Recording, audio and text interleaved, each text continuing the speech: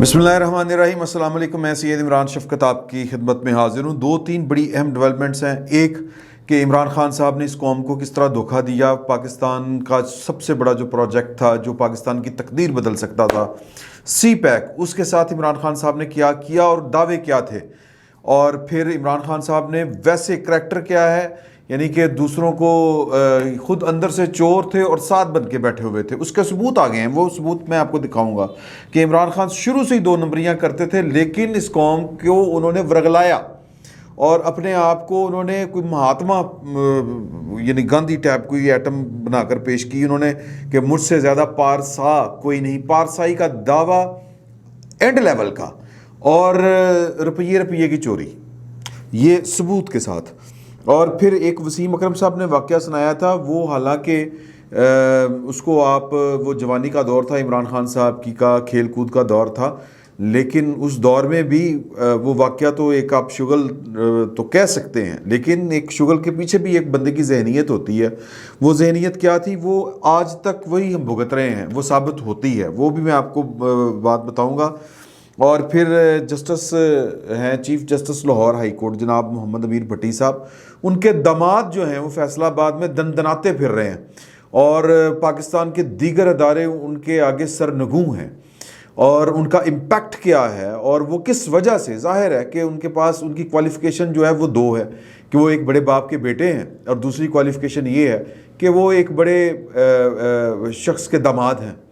तो वो बड़ी दिलचस्प सूरत हाल है और काबिल अफसोस है। और एंड पे जो डिस्कस करने वाली चीज़ है वो एक प्रेस रिलीज़ है जो रेंजर्स ने जारी की है। और रेंजर्स ने ये वाला जो कारनामा किया है, अरसलान को पहले गिरफ़्तार किया, फिर उसकी गिरफ़्तारी से मोहम्मद आमिर अरसलान, ये उनका नाम है, ये एक तो बड़ा ख़तरनाक AK-47, ये इनका वो अकाउंट नंबर था या क्या उसको कहते हैं जी, हैंडलर, ट्विटर हैंडलर था। AK-47 ख़तरनाक AK-47 आपको पता ना क्या है, वो क्लाशनकोफ है। तो ये लिखारी हैं, ये फ़िल्म मेकर हैं या सहाफ़ी हैं, एक्टिविस्ट हैं बेसिकली, अगर हम बुनियादी बात करें, सोशल एक्टिविस्ट। जियो में भी इन्होंने काम किया है और भी इस तरह की मुख्तलिफ़ जगहों के ऊपर रिपोर्ट किया जाता है कि इन्होंने काम किया है। तो इनको 24 जून को यानी कि कल गिरफ़्तार किया इंटेलिजेंस मालूमात की बुनियाद के ऊपर। वो कह रहे हैं, मैं आपको पहले उनका पढ़ के सुना देता हूँ, पाकिस्तान रेंजर्स का। पाकिस्तान रेंजर्स सिंध ने मोरखा 24 जून 2022 को इंटेलिजेंस मालूमात की बुनियाद पर कार्रवाई करते हुए क्लिफ्टन के इलाके से मुलज़िम मोहम्मद आमिर अरसलान खान उर्फ AK-47 वल्द मोहम्मद कैसर खान को एक दहशत गर्द ग्रुप के साथ रवाबत की बना पर गिरफ़्तार किया गया था। इब्तदाई तफ्तीश के दौरान मुलज़म के मज़कूरा दहशत ग्रुप से माली मामलत लेने और रवाबत का इंकशाफ हुआ है। माशाल्लाह। अच्छा, वाज़े वाइट कॉलर क्राइम की बिना पर मुकम्मल तहकीकात की गर्ज से केस मुतल्लका अथॉरिटी के सुपुर्द किया जा रहा है। दरी असना मुलज़म को मुस्तकबिल में होने वाली तफ्तीश में तावन करने की तंबीह करके रहा कर दिया गया है। सुभान अल्लाह, सारे आखो सुभान अल्लाह। अवामुल नास से गुजारिश है कि ऐसे अनासर के बारे में इतला फौरी तौर पर करीबी चेक पोस्ट या रेंजर्स मददगार व्हाट्सएप नंबर फ़लाँ फ़लाँ फ़लाँ या रेंजर्स हेल्पलाइन फ़लाँ फ़लाँ फ़लाँ पर कॉल या SMS के ज़रिए दें। आपका नाम सीगा राज में रखा जाएगा।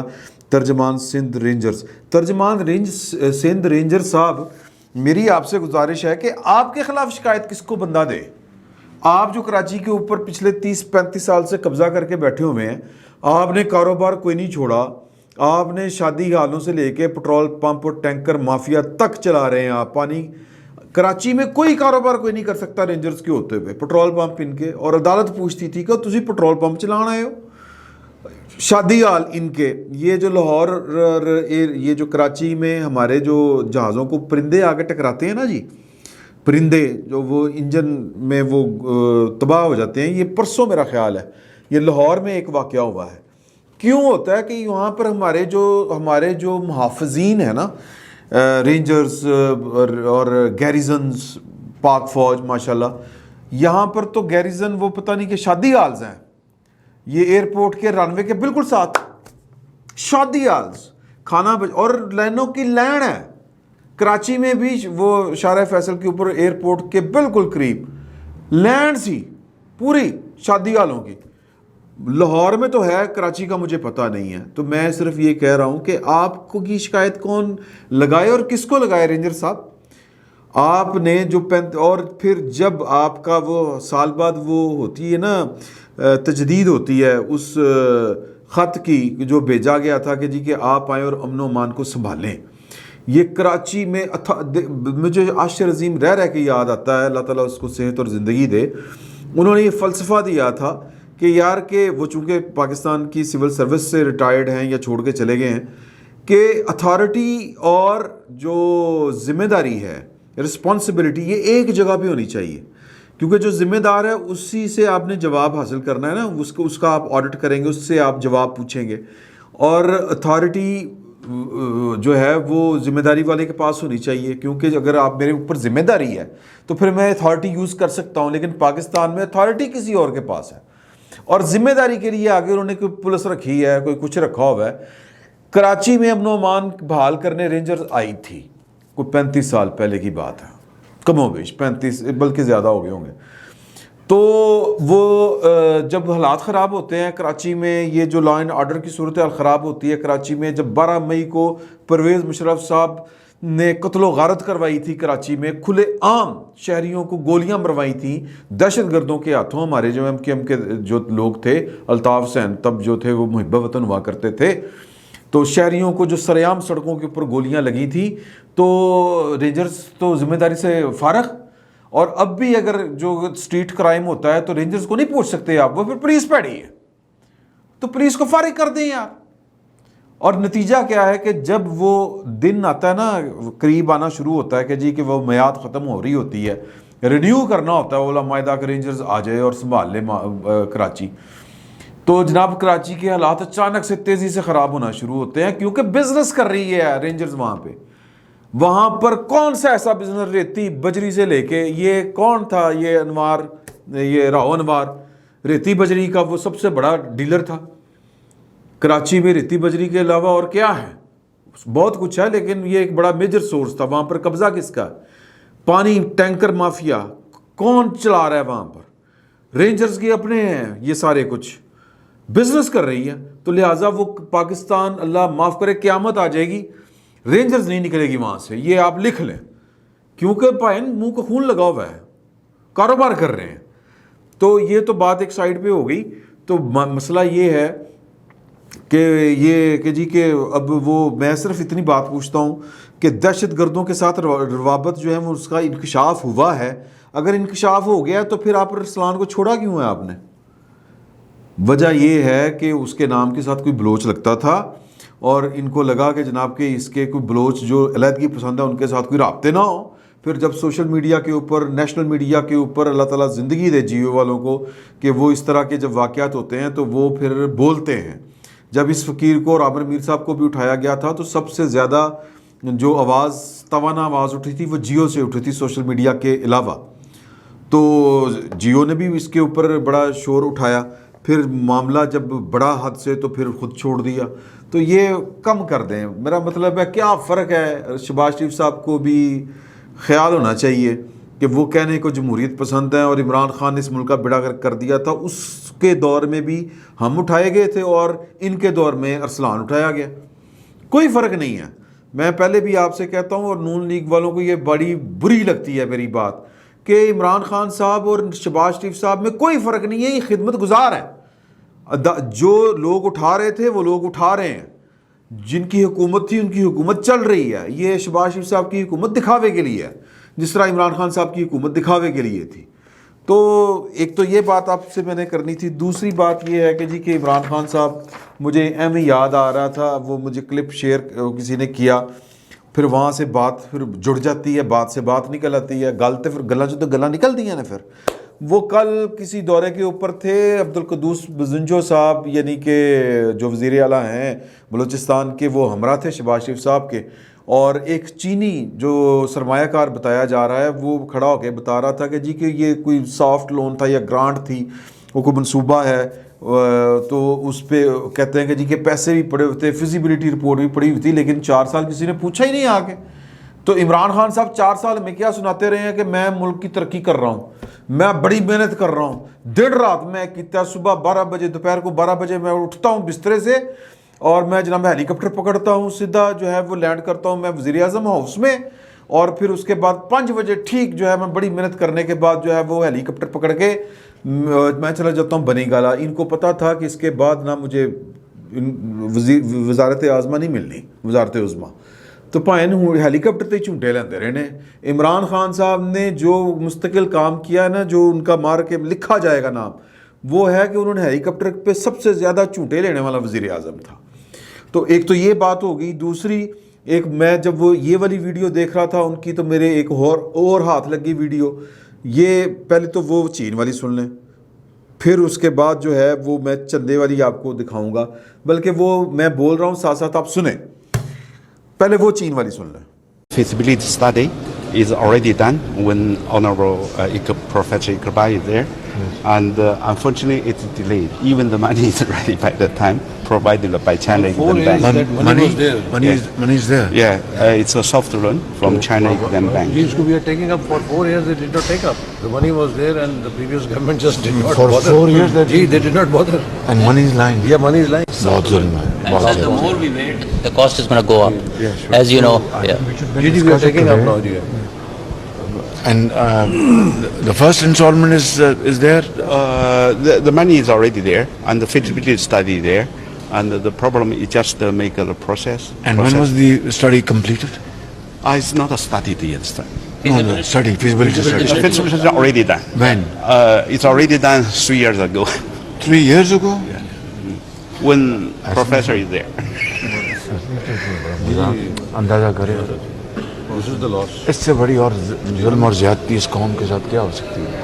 پیسہ بھی آیا ہوا ہے فیزیبلٹی اسٹڈی کا. دس از ویری سیڈ. اب آپ نے یہ والی ویڈیو دیکھنی ہے جو اب آپ کو نظر آ رہی ہے کہ عمران خان صاحب کسی جگہ کے اوپر جو ہے وہ ایک ڈبہ پڑا, چیریٹی باکس پڑا ہے. یہ رپورٹ کیا جا رہا ہے کہ یہ ان دنوں وزیر اعظم نہیں تھے, یہ پاکستان کو بدلنے کی, نیا پاکستان بنانے کی, اور پاکستان میں ایمانداری اور پتہ نہیں کون سا جو ہے وہ جذبہ پیدا کرنا, اور پاکستان کا رخ بدلنے کی جب کوشش کر رہے تھے, اور کہہ رہے تھے کہ میں کرپٹ آدمی نہیں ہوں, میں بڑا ایماندار آدمی ہوں.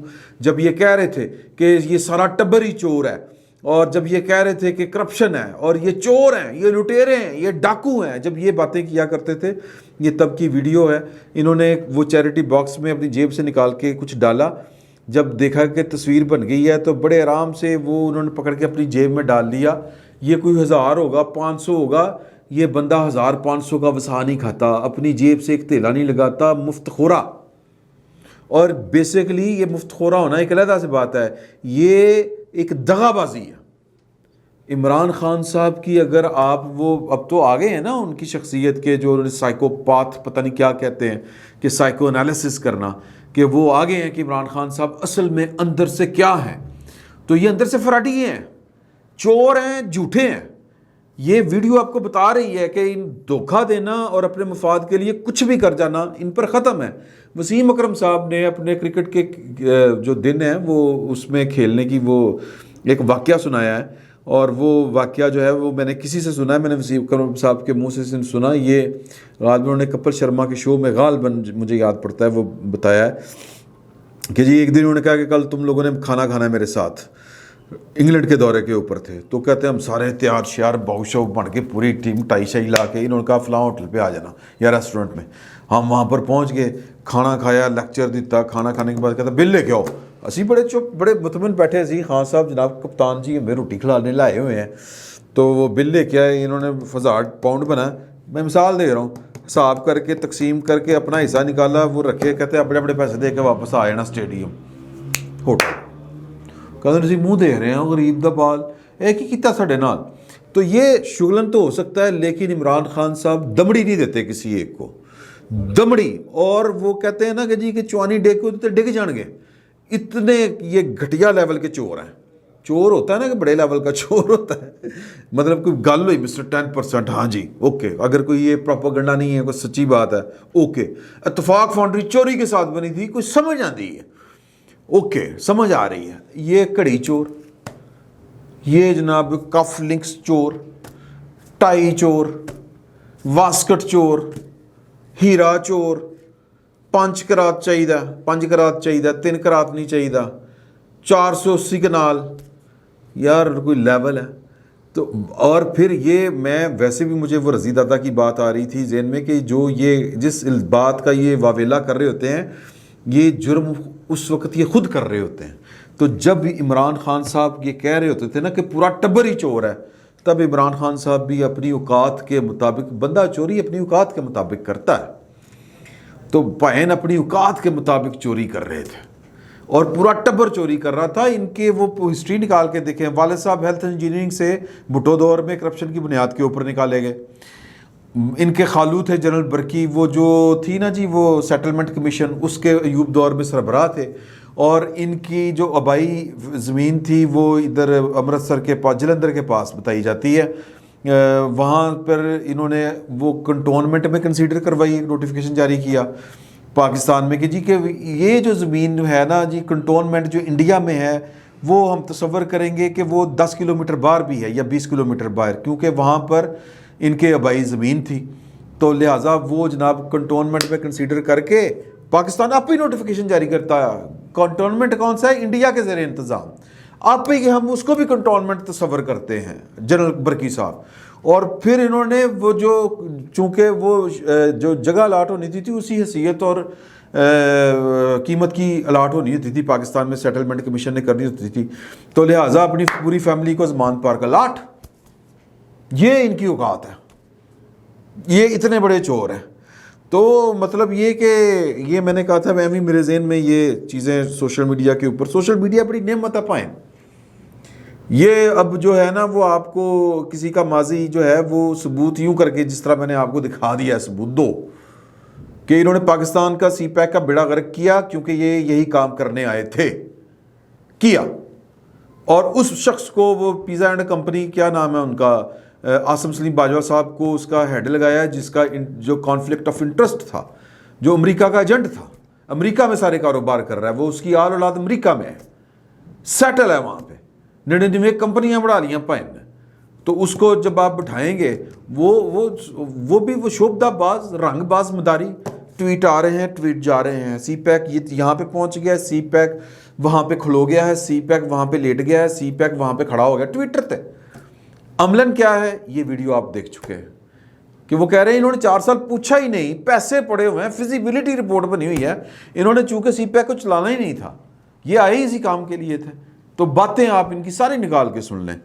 तो एक आखिरी बात जो है वो चूँकि बड़ी सेंसिटिव है, जस्टिस मोहम्मद अमीर भट्टी साहब, ये हो नहीं सकता कि जस्टिस मोहम्मद अमीर भट्टी साहब या कोई भी जो ताकतवर आदमी है पाकिस्तान का, उसका कोई करीबी अजीज़ उसके नाम के ऊपर जो लुट मचा रहा हो, दंदनाता फिर रहा हो, ये हो नहीं सकता कि जी कि वो उसको पता ना हो।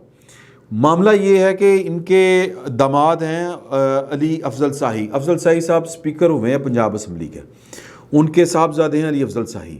अली अफजल शाही जो हैं वो जस्टिस अमीर भट्टी साहब के दामाद हैं। इन्होंने इलेक्शन पहले भी लड़ा था 2018 में PP 97 से। अजमल चीमा जो थे वो आज़ाद लड़े थे, जीत गए थे, 42,000 वोट उन्होंने लिए थे। अली अफजल शाही ने 37,000 लिए थे। और नून लीग का कोई था अली तबस्सुम गालिबन, उन्होंने 35,000 लिए थे। अफजल चीमा साहब जो हैं वो PTI के टिकट, वो PTI में शामिल हो गए और मतलब अब वो PTI के आप उनको तसव्वुर कर सकते हैं मुनहरफ अरकान में उनका शुमार होता है। इलेक्शन कमीशन ने उनको डी-सीट कर दिया है, नून लीग ने उनको टिकट दे दिया है, तो वो वहाँ पर अब इलेक्शन लड़ रहे हैं। अली अफजल शाही साहब PTI की तरफ से इलेक्शन लड़ रहे हैं। तो अली अफजल शाही साहब जो हैं वो चूँकि एक बड़े शख्स के दामाद हैं, तो लिहाजा पूरी रियासत जो है वो उनके आगे सर नगूम होकर जनाब वो बैठी रहती है। तो एक कोई शख्स था, उसने जनाब कोई गलत हरकत की, वो ट्रैफिक का कोई मामला था, क्या मामला था, किस्सा मुख्तसर के जो मुतलका पुलिस है, थानेदार है, राय आफ्ताब उनका नाम है, उन्होंने इसको गिरफ़्तार किया। उन्होंने कहा कि मैं बड़ा बड़े बंदे का सपोर्टर हाँ, यानी अली आफ्ताब साहब का वो सपोर्टर था उस हल्के में। इलेक्शन हो रहा है वहाँ पर, अब जहाँ पर इलेक्शन हो रहा हो वहाँ पर इलेक्शन कमीशन जो है वो बेसिकली इंतज़ामिया उसके मतहत ही हो जाती है ऑलमोस्ट दस्तूरी तौर पर। وہاں پر کوئی ٹرانسفر پوسٹنگ نہیں ہو سکتی, کوئی ترقیاتی کام نہیں ہو سکتے, کوئی ایسا کام نہیں ہو سکتا جو ووٹروں کے اوپر اثر انداز ہو سکتا ہو یا الیکشن کے اوپر اثر انداز ہو سکتا ہو. تو جناب وہ جو چیف سپورٹر تھا علی افضل سعید صاحب کا, اس نے تڑی کرائی رائے آفتاب تھانے دار کو کہ تینوں میں نبڑ لاں گا, میں نے چھڑ دینے کا نہیں بھائی, تم قانون توڑا ہے, جیل تھانہ. وہ جناب پرچہ دے دیا, پرچہ دیا تو اگلے دن جناب آر پی او صاحب کی طرف سے آرڈر آ گئے, رائے آفتاب صاحب فارغ وہاں سے. اب اس کا نقصان کیا ہوا؟ نقصان یہ ہوا ایک تو قانون جو ہے وہ وہاں پر جو ہے وہ ذبح کر دیا گیا ہے کہ الیکشن کمیشن وہاں پر بیٹھا, اس کو دندل پڑ گئے ہیں کہ ہون کی کریے کہ ٹرانسفر پوسٹنگ ہو گئی ہے, حالانکہ ٹرانسفر پوسٹنگ ہو نہیں سکتی. اب یہ ٹرانسفر پوسٹنگ کا یا رائے آفتاب نے جو چوڑا کے کہا تھا کہ جناب میں نبڑ لاں گا, علی افضل سعید بندے کھاندہ ہے, تو اس نے ثابت کیا کہ ہاں وہ بندے کھاتا ہے کیونکہ وہ chief justice Lahore high court کا داماد ہے. تو اب اس کا امپیکٹ کیا ہے؟ اس کا امپیکٹ یہ ہے کہ دیہات میں یا جو ہمارے جو رورل ایریا ہوتا ہے وہاں پر امپیکٹ یہ آتا ہے کہ بندہ بڑا تگڑا ہے, وہ انہیں تھانے دار نے کچھ نہیں سمجھا. اور جو پاکستان میں جو دہی سیاست ہے وہ تھانے کچہری کی, مرگ کی, شادی کی, یہ 4 چیزیں ہیں سیاست: شادی, مرگ, تھانہ, کچہری, بس. اور ان اگر آپ کسی آپ نے مرگ کوئی نہ چھوڑی ہو, شادی آپ نے کوئی نہ چھوڑی ہو, آپ نے کیا کہتے ہیں تھانہ اگر کسی کے آ گیا معاملہ تو تھانے میں آپ اس کی مدد کے پہنچے ہوں, کچہری میں اگر کوئی معاملہ ہے تو آپ نے اس کو وکیل کر کے دیا ہو اور وکیل پورا آپ کے ساتھ کھڑا ہو, یہ بندہ جو ہے وہ الیکٹیبل بھی ہوتا ہے اور الیکشن نہیں ہارتا. پارٹی کا ٹکٹ جو ہوتا ہے وہ بس ایویں جو کہتے ہیں نا زیب داستاں کے لیے یا تڑکا لگانے کے لیے ہوتا ہے. تو جو یہ جو 4 کام کرتا ہے دہی سیاست میں, وہ سیاست اسی کی ہے, اسے کوئی نہیں شکست دے سکتا. تو امپیکٹ پڑ گیا کہ پائن اس کی تو تھانے پولیس اس کی اپنا وہ ہے کیا کہتے ہیں نوکر ہے, اس کا سورا جو ہے وہ چیف جج ہے, چیف جج بہادر صاحب ہیں یہ. اور جناب سسٹم پورا اس کے سامنے جو ہے وہ بیٹھ کے گوڈے مدے مار کے بیٹھتا ہے, بلکہ سجدے میں گر پڑتا ہے. تو لہٰذا اس نے جیتنا ہی جیتنا ہے. تو جسٹس محمد امیر بھٹی صاحب, آپ کے پاس بڑے اختیارات ہیں, آپ کو اللہ پاک نے چیف جسٹس بنایا ہے, آپ سے حساب بھی اسی لیول کا ہونا ہے. یہ دنیا میں تو کوئی حساب نہیں, کوئی نہیں پوچھ سکتا آپ سے. ہم غریب کیا پوچھ سکتے ہیں آپ سے؟ ہماری غریبوں کی کیا اوقات ہے؟ آپ سو موٹو لینے کے چیمپئن ہیں, سو موٹو چیف جسٹس کے پاس اندھا اختیار ہے سو موٹو لینے کا. اپنے داماد کے خلاف سو موٹو لیں گے؟ اس واقعے کے خلاف یا اس واقعے کے اوپر سو موٹو لیں گے؟ کیا اس تھانے دار کا تبادلہ منسوخ کریں گے؟ کیا اپنے داماد کو ذرا سبق سکھائیں گے؟ یہ اتنا ہی کافی ہے کہ آپ یہ ریورس کر دیں, یہ جو ہوا ہے تبادلہ. ذرا آر پی او کی بلا کے ذرا کلاس لیں کہ اگر میرا داماد ہے تو تم قانون کو بھول گئے ہو, میں نے تو قانون کی پاسداری کا, آئین کی پاسداری کا حلف اٹھایا ہوا ہے, تم نے یہ کیا گند میرے منہ پہ مل دیا ہے. ذرا بلا کے پوچھیں تو صحیح اس سے. یا پھر مطلب گلائیں دے کھانا جس طرح ہم سب کھا رہے ہیں, پوری قوم کھا رہی ہے, ہمارے سب سے طاقتور لوگ کھا رہے ہیں. تو یہ 3-4 باتیں تھیں, مزے کی تھی, میں نے کہا آپ سے شیئر ہونی چاہیے. فی الوقت اتنا ہی, بہت بہت شکریہ آپ کا.